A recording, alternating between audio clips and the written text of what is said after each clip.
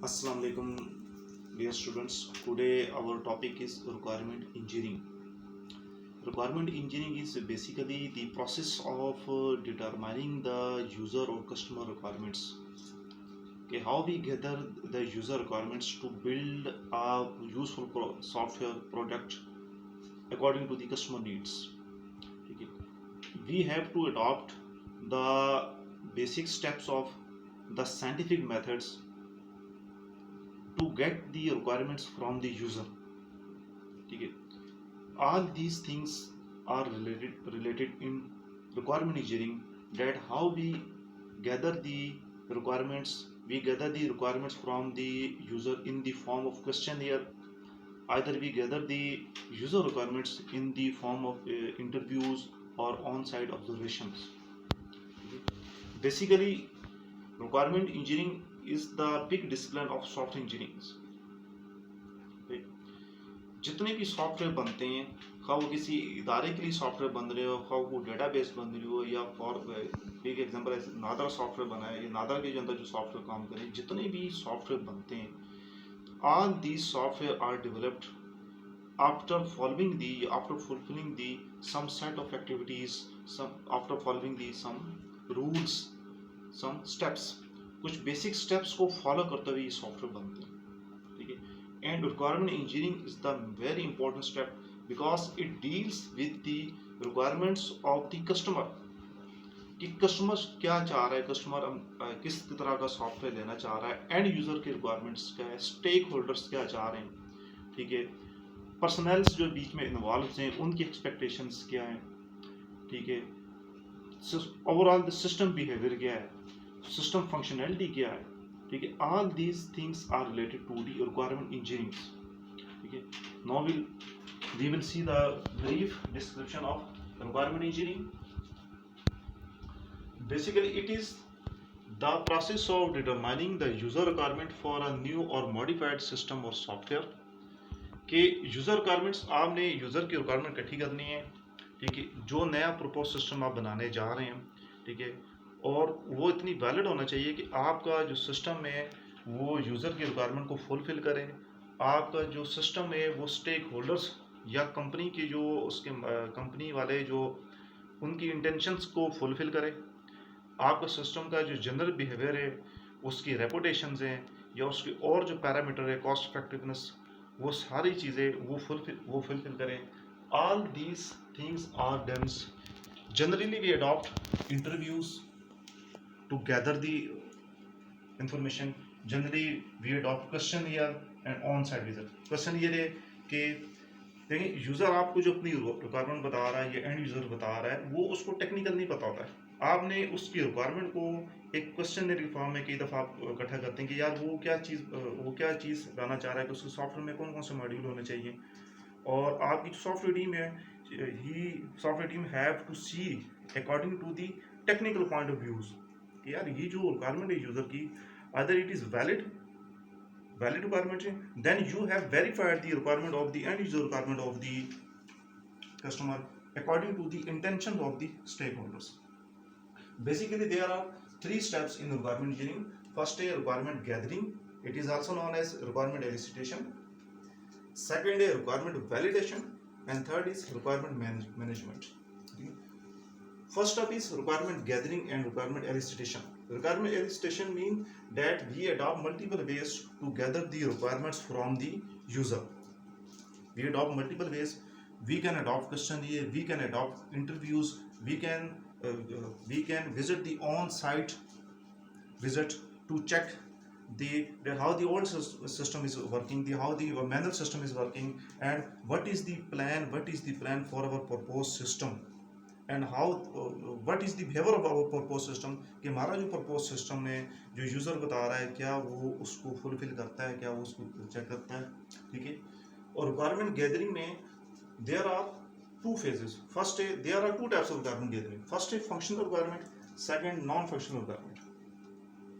Functional requirement, it specify the software functionality that developer must build into the system according to the customer need. Functional requirement, it deals with the function of this propose system. कि जो propose system आप बना के दे रहे हैं वो input कैसे लेगा, आउटपुट क्या जनरेट करेगा, यानी technically function of the new system जो प्रपोज सिस्टम बना के दे रहे हैं वो सिस्टम काम कैसे करेगा।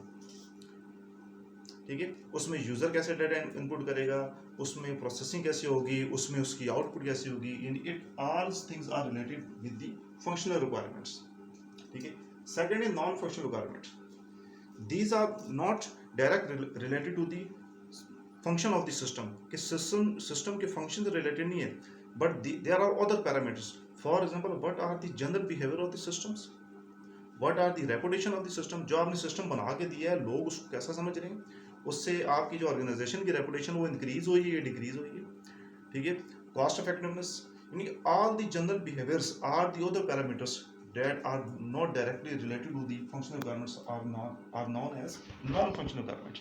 बिग एग्जांपल है उसके रेपुटेशन की, कि आपने एक नया सिस्टम इम्प्लीमेंट कर दिया है, तो ऐसा तो नहीं है कि पुराने सिस्टम में डिफिकल्टीज कम थी, जो न्यू सिस्टम है उसमें एक यूज़र को, कस्टमर को डिफिकल्टीज ज़्यादा है।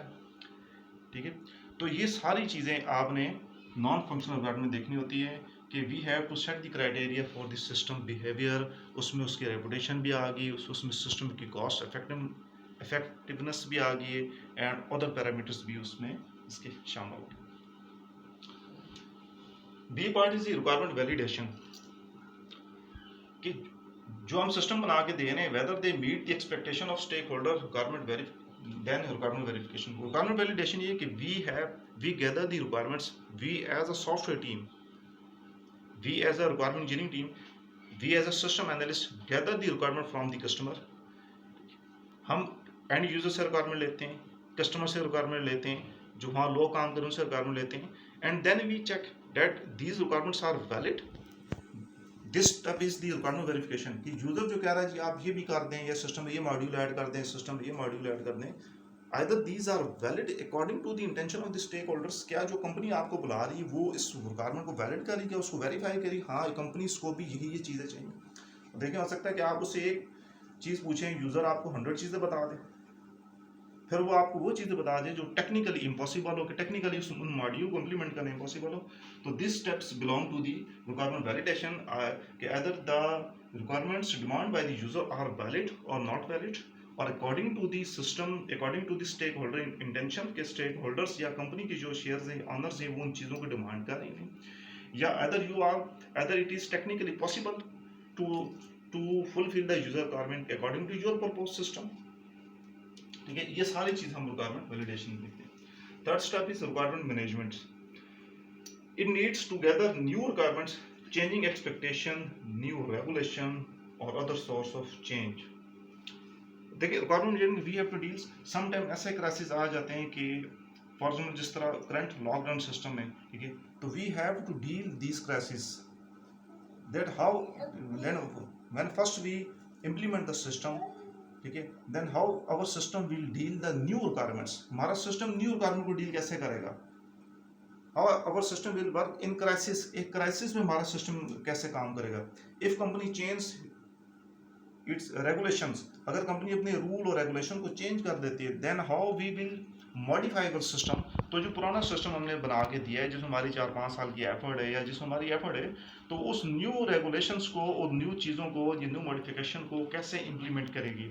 और जो चेंजिंग आ रही है, जो एक सोसाइटी में चेंजिंग आ रही है, या जो किसी क्राइसिस की वजह से जो सिस्टम के ऊपर चेंजिंग आ रही है, तो यानी it deals with the flexibility of the system, that how our system that we are going to deliver to the customer, that how our proposed system will meet the changing requirements of the new expectations of the customer or new expectation of the stakeholders।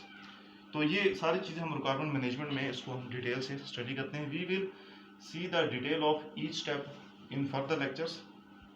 ठीक है, generally जितने भी briefly I want to से जितने भी नए system बनते हैं, ख्वाह वो एक कंपनी का सिस्टम बनता है, ख्वाह वो एक शॉपिंग मॉल का सिस्टम बनता है, ख्वाह वो किसी इदारे का सिस्टम बनता है, ठीक है, ख्वाह वो एक बड़े पैमाने पे बनता है जिसे हम नादर बेस है, ख्वाह वो एक छोटी सी ऑर्गेनाइजेशन का बनता है, ख्वाह वो एक छोटे से स्कूल का कॉलेज का बनता है, we have to follow these steps.